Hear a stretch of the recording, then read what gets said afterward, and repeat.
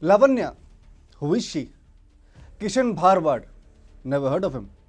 Ritesh Pandey, he doesn't matter. All that matters is the hijab. The hijab is supreme. Only the rights of Muslims matter. And we have evidence to prove so. Hi and welcome. You're watching TFI English, the national socio-political analysis arm of the TFI Media Group. I'm your host Piyush, and in this video I will tell you how Hijab Row successfully buried the case of Lavanya, Kishan Bharwad and Ritesh Pandey. Let's begin.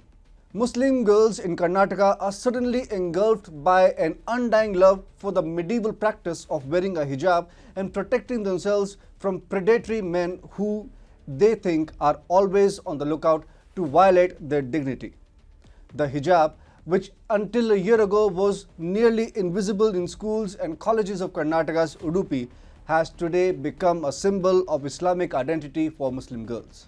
Unfortunately, this symbol, which seeks to remind a Muslim woman that she must act and behave modestly, is today being hailed as a tool of empowerment. The logic is flawed, but in the blind fascination for the Arabic dress code for women, Islamists across India are up in arms against those who seek to liberate Muslim women. The Hijab Row in Karnataka has not only made the national headlines but has also caught the attention of liberals and Islamists around the world. Suddenly, as India attempts to come at par with many Islamic nations that have banned the hijab, it is being called an anti-Muslim state. In the process, crimes against innocent Hindus are being whitewashed. Tamil Nadu is among India's forceful conversion hotspots. The extremism of Christian missionaries was put on display recently when a 17-year-old girl named Lavanya committed suicide in Tamil Nadu's Thavanjur after being forced to convert to Christianity. Lavanya was forced to kill herself due to being constantly pressurized to change her religion from Hinduism to Christianity. She was a student of Sacred Heart Higher Secondary School, Thirukatupalli in Thanjavur. Sacred Heart is a government-aided Christian school. Lavanya was being coerced with indirect measures to convert. The coercion came in the form of punishment. At the time when other children had gone for Pongal holidays, Lavanya was forced to clean toilets, wash dishes and do other chores. The little kid could not bear the pain and drank poison, which resulted in her death. In her dying declaration, Lavanya had said, "They asked my parents in my presence if they can convert me to Christianity and help her for further studies. Since I didn't accept, they kept scolding me."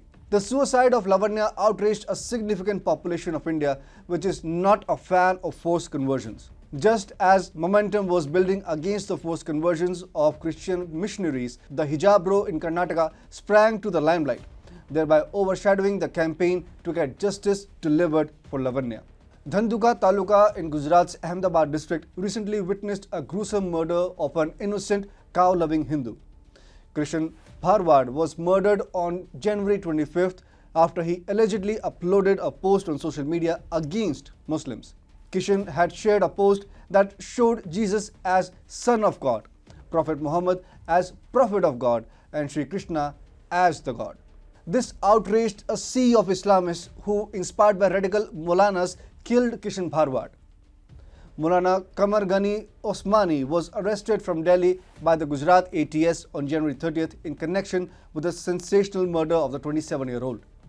The Rajkot Special Operation Group arrested Azim Bashir, who is accused of supplying a pistol and cartridges to Osmani.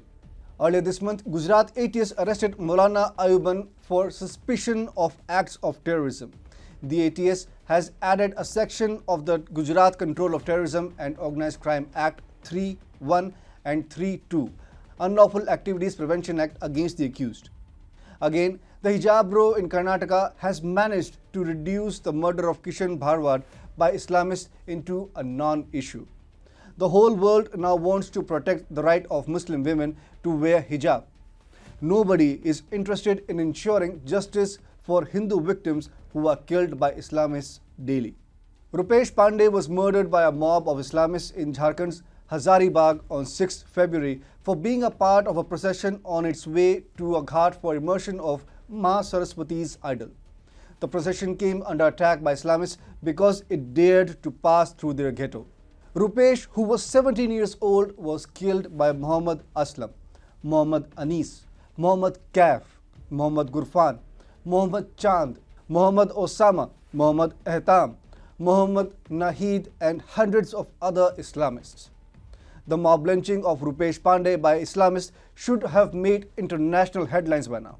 But all of a sudden, the right of Muslim women to wear a symbol of subjugation became the utmost important issue for everyone, especially liberals. Innocent Hindu victims of Islamist crimes can be damned. What is most important in India right now is the right of Muslim women to wear the hijab. Justice must be done. Those guilty of murdering Hindus need to be brought to task. The pot has been boiling for quite a long time, and a spillover needs to be prevented at all costs.